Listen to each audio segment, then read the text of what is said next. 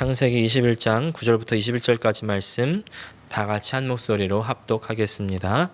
사라가 본즉 아브라함의 아들 애굽 여인 하갈의 아들이 이삭을 놀리는지라. 그가 아브라함에게 이르되 이 여종과 그 아들을 내쫓으라. 이 종의 아들은 내 아들 이삭과 함께 기업을 얻지 못하리라 하므로 아브라함이 그의 아들로 말미암아 그 일이 매우 근심이 되었더니 하나님이 아브라함에게 이르시되 내 아이나 내 여종으로 말미암아 근심하지 말고 사라가 내게 이른 말을 다 들으라. 이삭에게서 나는 자라야 내 씨라 부를 것임이니라. 그러나 여종의 아들도 내 씨니 내가 그로 한 민족을 이루게 하리라 하신지라. 아브라함이 아침에 일찍이 일어나 떡과 물 한 가죽 부대를 가져다가 하갈의 어깨에 메어주고 그 아이를 데리고 가게 하니 하갈이 나가서 브엘세바 광야에서 방황하더니 가죽 부대에 물이 떨어진지라. 그 자식을 관목덤불 아래에 두고 이르되 아이가 죽는 것을 참아보지 못하겠다 하고 화살 한바탕 거리 떨어져 마주 앉아 바라보며 소리내어 우니 하나님이 그 어린아이의 소리를 들으셨으므로 하나님의 사자가 하늘에서부터 하갈을 불러 이르시되 하갈아 무슨 일이냐 두려워하지 말라. 하나님이 저기 있는 아이의 소리를 들으셨나니 일어나 아이를 일으켜 내 손으로 붙들라. 그가 큰 민족을 이루게 하리라 하시니라. 하나님이 하갈의 눈을 밝히셨으므로 샘물을 보고 가서 가죽 부대에 물을 채워다가 그 아이에게 마시게 하였더라. 하나님이 그 아이와 함께 계심에 그가 장성하여 광야에서 거주하며 활 쏘는 자가 되었더니 그가 바란 광야에 거주할 때에 그의 어머니가 그를 위하여 애굽 땅에서 아내를 얻어 주었더라. 아멘. 오늘 창세기 21장 9절부터 21절까지 말씀을 중심으로 자격 없는 자에게 주시는 은혜, 이와 같은 제목으로 같이 은혜를 나누기 원합니다. 다들 집에만 계셔서 잘 모르실 수 있는데요. 코로나 이전과 이후에 가장 많은 차이가 있는 것 중에 하나는 도로에 트래픽이 없다는 것입니다. 저는 스테이 앳 홈 오로지만 사실 교회도 나와야 되고요.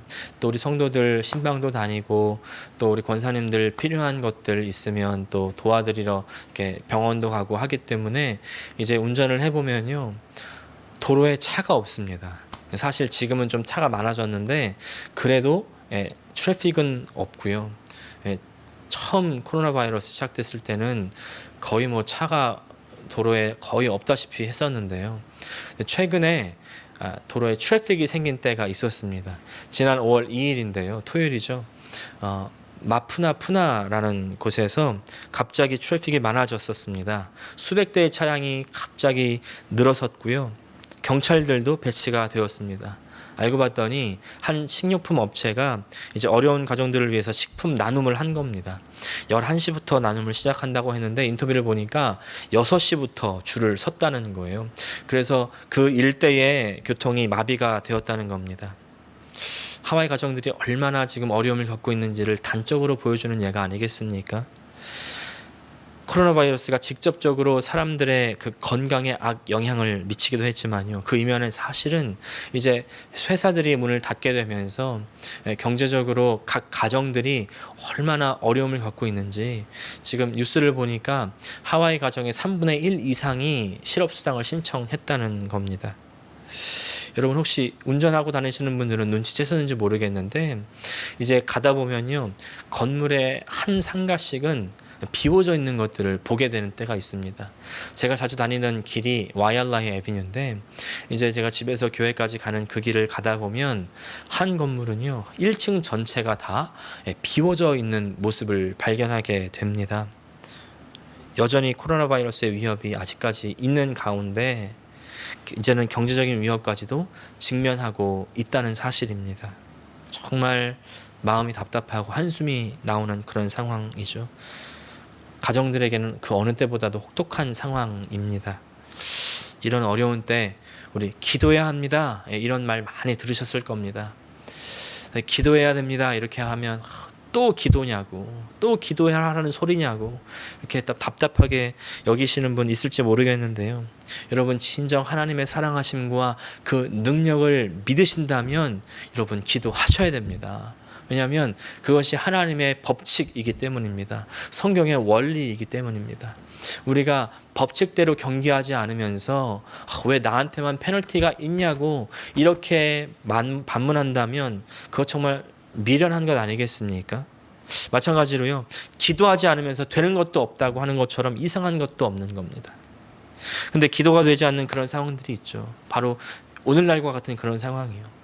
정말 너무 답답해서 기도가 나오지 않고 그냥 눈물만 나오고 신음소리만 나오는 그런 상황들이 있습니다.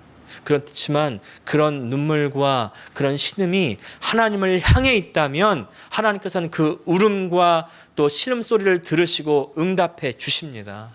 그것이 바로 오늘 본문입니다. 오늘 본문을 좀 잘 이해하기 위해서는 창세기 앞부분부터 좀 알 필요가 있는데요. 아브라함이 75세 때 하나님으로부터 부름을 받고 하나님으로부터 약속을 받습니다. 어떤 약속이냐면 크게 세 가지인데, 첫째 땅을 주겠다, 두 번째 자손을 주겠다, 그리고 복이 되게 하겠다는 세 가지 약속입니다. 네. 특별히 그 가운데 자손을 주겠다는 약속에서 바다의 모래처럼 하늘의 별처럼 많게 하겠다는 겁니다. 얼마나 아브라함의 입장에서 힘이 되고 정말 위로가 되었을까요? 이제 그렇게 하나님의 약속을 붙들고 살고 있는데 1년이 지나도 2년이 지나도 아무런 자손이 생길 기미가 보이지 않는 겁니다. 이제 그렇게 10년이 지났습니다. 그렇게 10년이 지난 후에 기다리다 아무런 소식이 없자 이제 사라가 이렇게 하는 것이죠. 하나님, 기다렸는데 아무리 기다려도 뭐 생겨나는 것이 없는 것 같아요. 이제 제가 해보겠습니다. 그러고서 하는 일이 뭐냐면 바로 자기의 몸종인 하갈을 아브라함에게 보낸 겁니다. 보내서 임신하게 된 것이죠. 근데 그렇게 생긴 자녀가 바로 이스마엘입니다. 근데 이것은요, 하나님께서 원하는 방법이 아니었습니다. 하나님의 약속이 의심되기 시작하니까 약속을 주신 하나님이 희미해져 버리는 것입니다. 하나님이 보이지 않게 되는 것이죠. 바로 뭡니까? 불신앙입니다. 불신앙이 생기니 믿음의 방법, 하나님의 방법을 기다리지 않고 사람의 방법을 쓰게 된다는 것이죠. 그렇게 사람의 방법으로 태어난 아들이 이스마엘이다. 이 이스마엘은요, 하나님이 원한 자녀가 사실 아니었다는 것이죠. 그렇게 생긴 이후에 그렇게 14년이 지났습니다. 14년이 지난 후에 드디어 아브라함은 사라를 통해서 하나님이 약속하신 그 씨, 그 자손을 생산하게 되는데 그 자손이 바로 이삭이죠. 이삭. 자, 이제 드디어 하나님의 약속의 아들, 하나님의 약속의 자녀가 태어났습니다. 이삭이 태어났습니다. 자, 이제부터는 happily ever after 이렇게 돼야 될 텐데, 자, 이삭이 나와 보니까 누가 떡하니 버티고 있어요? 이스마엘이 떡하니 버티고 있는 것이죠. 네. 그것이 바로 오늘의 본문입니다. 사라가 본즉 아브라함의 아들 애굽 여인 하갈의 아들이 이삭을 놀리는지라. 이제 이삭이 태어나서 얼마나 기분이 좋든지 잔치를 베풀었는데 그 잔치 날에 이스마엘이 이삭을 놀리는 상황이 연출이 된 것이죠. 오늘 본문에서는 하갈의 아들이 이삭을 놀렸다 이렇게 되어 있습니다. 하갈의 아들에는 분명히 이스마엘이라는 이름이 있는데 사라의 입장에서 봤을 때 이스마엘은 그냥 하갈의 아들일 뿐입니다. 다시 말해서 자신의 종의 아들일 뿐이죠. 자신의 종의 아들. 종의 아들이 감히 여주인의 아들, 내 아들을 놀려? 바로 누구한테 갑니까? 아브라함한테 가는 것이죠. 아브라함이요, 남편이요, 보세요. 이 여종의 아들, 종의 아들이 주제에 나의 아들을 저렇게 놀리니, 저렇게 업신여기니 크면 어떻겠습니까? 내 아들의 분깃을 다 빼앗아가 버리지 않겠습니까? 그러니 내어 쫓으십시오. 이렇게 되는 겁니다. 그런데 아브라함이 그 말을 들을 때에 이삭도 정말 하나님의 약속으로 난 귀한 아들이지만 이스마엘도 자기 아들이지 않겠습니까? 자기 아들, 그래서 정말 자신 신경이 쓰이는, 잘 돌봐야 되는 그런 아들일 텐데요. 아브라함이 사라와 하갈 사이에서 얼마나 난처한 입장이었을까요? 이삭과 이스마엘 사이에서 샌드위치가 되어서 이거 내어 쫓자니 이스마엘도 나의 귀한 아들이고, 그렇다고 또 쫓지 않자니 사라가 나를 가만둘 것 같지 않고, 또 사라 말대로 이삭이 잘했을 때 이스마엘이 못살게 굴지도 모르겠고 어떻게 해야 되나 끙끙끙끙 앓고 있는데 그때 하나님께서 아브라함에게 응답을 주시죠. 12절과 13절 말씀입니다. 하나님이 아브라함에게 이르시되 내 아이나 내 여종으로 말미암아 근심하지 말고 사라가 내게 이른 말을 다 들으라. 이삭에게서 나는 자라야 넷이라 부를 것임이라. 그러나 여종의 아들도 넷이니 내가 그로 한 민족을 이루게 하리라 하신지라. 하나님께서 이렇게 약속을 주시는 거예요. 그래서 그 말을 듣고는 좀 위로가 되었을까요? 아브라함이 드디어 하갈과 이스마엘을 보낼 생각을 합니다. 14절 말씀. 아브라함이 아침에 일찍이 일어나 떡과 물 한 가죽 부대를 가져다가 하갈의 어깨에 메어주고 그 아이를 데리고 가게 하니 하갈이 나가서 브엘세바 광야에서 방황하더니. 자, 이제 하갈이 이제 광야로 갑니다. 아니, 쫓겨 나가는 겁니다. 여러분 쫓겨 나가 보신 적 있으십니까? 저는 사실 쫓겨 나본 적은 없는데 가출해 본 적은 있습니다. 아직 철이 없었을 때죠. 이제 가출해서 친구 집에서 하루 종일 놀다가 저녁까지 얻어 먹었는데 친구 어머니가 저한테 그러시는 거예요. 얘야, 너 어머니가 기다리시지 않니? 너희 집에 가거라. 근데 그렇게 나오게 됐는데 집에서 나왔는데 갈 데가 어디 있겠습니까? 어디로 가야 되나 막막했던 그런 생각이 아직도 생생한데요. 자기가 스스로 나왔어도 갈 곳이 없으면 막막한데 쫓겨 나왔을 때, 억지로 나오게 됐을 때, 갈 곳이 없었을 때 그때의 심정을 생각한다면 정말 끔찍합니다. 내 인생에 정처 없이 방황하는 것 같을 때, 정말 갈 곳을 알지 못하고 그렇게 힘들어하고 있는 그때 여러분 우리는 어떻게 해야 되겠습니까? 오늘 본문을 통해서 하갈을 통해서 같이 은혜를 나누기 원하는데요. 첫 번째, 하나님 앞에서 울어야 됩니다. 하나님 앞에서 울어야 됩니다.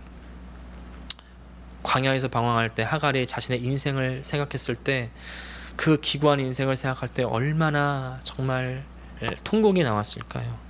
기가 막혔을까요? 15절과 16절 말씀입니다. 가죽 부대에 물이 떨어진지라 그 자식을 관목덤불 아래에 두고 이르되 아이가 죽는 것을 참아보지 못하겠다 하고 화살 한바탕 거리 떨어져 마주 앉아 바라보며 소리내어 우니. 가지고 있던 물로 다 떨어졌습니다. 가만히 앉아서 죽을 날만 기다리고 있는 겁니다. 자기만 죽으면 괜찮을 텐데 자신의 아들이 죽는 모습을 그냥 두고 바라볼 수 있는 엄마가 어디 있겠습니까? 그 바로 앞에 놓고 울 수 없어서 조금 멀리 떨어진 곳에서 그냥 우는 거예요. 근데 울 때 그냥 신세만 한탄하면서 우는 것이 아니라 사실은요, 하갈은 하나님을 향해서 울었던 겁니다. 왜냐하면 이미 창세기 16장에 보면 하갈은 하나님과의 경험이 있어요. 하나님이 이미 하갈을 살려주신 경험이 있습니다. 그래서 이제 하갈은요, 그 경험을 되살려서 하나님 앞에 우는 것입니다. 운다고 할 때요, 이 운다는 것은 나의 마음의 빗장을 다 풀어버리는 것입니다. 무장을 해제하는 거예요. 빗장을 다 풀어버리고 모든 변장과 모든 위장을 다 벗어버리는 것입니다. 나의 가장 비밀한 곳을 드러내는 거예요. 약한 곳을 보여주는 것입니다. 사실요, 우리에게 가장 필요한 건 이것이 아니겠습니까? 우리는 이 현대사회에서 우리를 어떻게 하면 더 감추고 우리를 어떻게 하면 더 변장하고 나를 더 있는 척 보일 수 있는지를 배웁니다. 사실 사람 앞에서는 그렇게 해야 될 필요가 있을 수 있습니다. 그런데 문제는요, 너무 치장하고 변장하고 감추는데 능숙해진 나머지 하나님 앞에서까지 그렇게 하고 있다는 것이죠. 예배드리러 나왔는데 내 마음을 있는 그대로 하나님 앞에 올려드려야 되는데 나는 괜찮은 사람인 척, 고상한 사람인 척, 그렇게 하나님 나와 좋습니다, 이렇게 하는 사람들이 있다는 것이죠. 그런 내 모습이 있다는 것이죠. 그러나 하나님 앞에서는요, 그런 변장은 다 소용이 없습니다. 다 알고 계십니다. 하나님께서는요, 오히려 나의 솔직한 마음을 받길 원하십니다. 나의 변장한 마음 말고 나의 있는 척하는 마음 아니고 있는 그대로의 마음, 너의 있는 마음 그대로를 내 앞에 풀어놓으라는 것입니다. 그래서 하나님은요, 우리의 눈물을 기쁘게 받으십니다. 사랑하는 여러분, 하나님 앞에 우십시오. 그러면요, 하나님께서는 아무리 약한 자, 아무리 하나님을 떠난 자라 할지라도요, 그 다시 받아주시고 회복시켜 주십니다.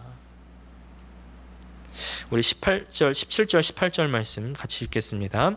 하나님이 그 어린아이의 소리를 들으셨으므로 하나님의 사자가 하늘에서부터 하갈을 불러 이르시되 하갈아 무슨 일이냐 두려워하지 말라. 하나님이 저기 있는 아이의 소리를 들으셨나니 일어나 아이를 일으켜 내 손으로 붙들라. 그가 큰 민족을 이루게 하리라 하시니라. 사실 이 말씀이요 저에게는 참 충격적으로 다가왔습니다. 왜냐하면 성경을 조금 아는 분들은 이 사라와 하갈의 관계를 아실 겁니다. 사라는 하나님께 속한 하나님의 백성이고 하갈은 이방에 속한 사람, 하나님과는 속하지 않은 그런 사람이라는 것이죠. 바울이 이것을 후에 갈라디아서에서 이렇게 말합니다. 사라는 믿음으로 하나님 약속 아래 있는 자유한 자를 상징하고 하갈은 육체 가운데 있는 자, 믿음이 없는 자, 약속을 저버린 자들을 상징한다고 그렇게 가르치는 것입니다. 벌써 육체 가운데 있다. 벌써 어감이 확 다르지 않습니까?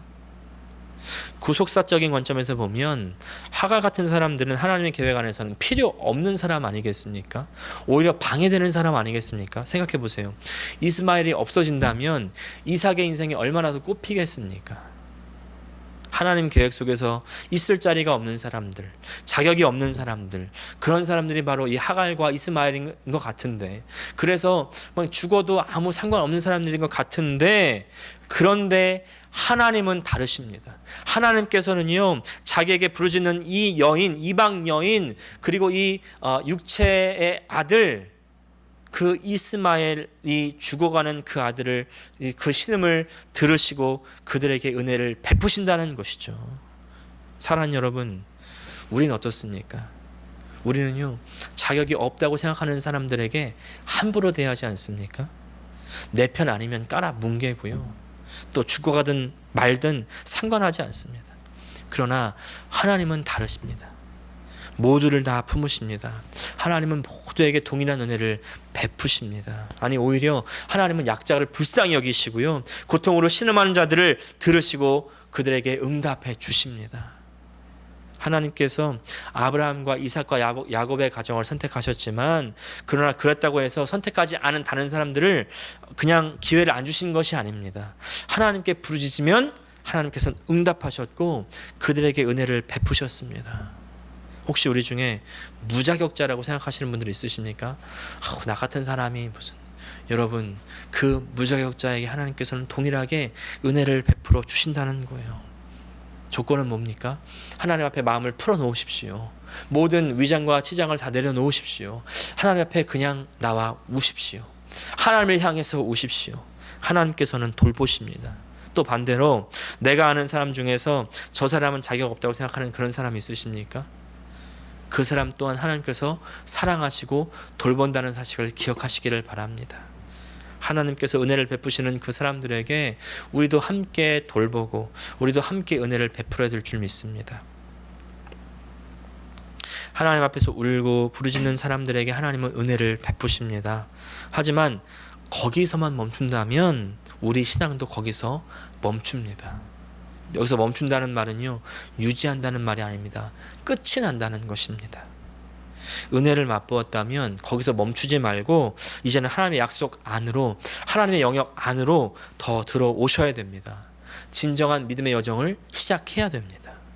하나님을 섬기고 진정 하나님을 참 하나님으로, 하나님을 나의 주인으로 그렇게 모셔야 됩니다. 이스마엘이 혈통상 약속의 자녀가 될 수는 없었지만, 그러나 이스마엘이 하나님께 은혜를 받았다는 그 사실을 기억하면서 하나님을 섬기면서 살 수 있지 않았겠습니까? 그러나 우리가 성경을 보면 이스마엘이, 그 자손들이 하나님을 섬겼다, 하나님을 믿었다, 이런 기록이 전혀 나오지 않습니다. 오히려 이방신을 섬겼고요, 우상을 섬겼습니다. 그 모든 하나님의 구원과 하나님의 약속이요 다 무용지물이 되어버렸다는 것입니다. 우리도 이스마엘과 똑같이 될 수 있습니다. 믿음의 언저리에서 하나님을 체험할 수 있습니다. 하나님의 치료를 경험해 볼 수 있습니다. 하나님의 회복을 경험할 수 있습니다. 그런데 거기서 멈춘다면 하나님의 약속은 우리에게 더 이상 이어지지 않습니다. 하나님의 유업을 받을 수 없습니다. 여러분, 이런 이스마엘과 같은 사람들의 특징이 무엇인지 아십니까? 그것은요, 나 그거 해봤어. 나 그거 경험해봤어. 그렇게 말하는 사람들의 특징이 뭡니까? 그런 은혜를 체험해봤지만 그런 은혜가 지금까지 이어지지 않고 있다는 것입니다.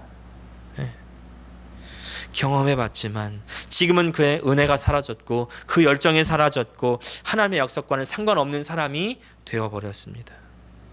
그러나 그와 반대로 우리는요, 믿음으로 하나님의 약속의 자녀가 될 수가 있습니다. 할렐루야. 로마서 9장 8절 말씀, 곧 육신의 자녀가 하나님의 자녀가 아니요 오직 약속의 자녀가 씨로 여기심을 받느니라. 자, 그렇다면 이 약속의 자녀 어떻게 될까요? 갈라디아서 3장 29절 말씀, 너희가 그리스도의 것이면 곧 아브라함의 자손이요 약속대로 유업을 이을 자니라. 그 조건은요, 그리스도의 것이 되는 것입니다.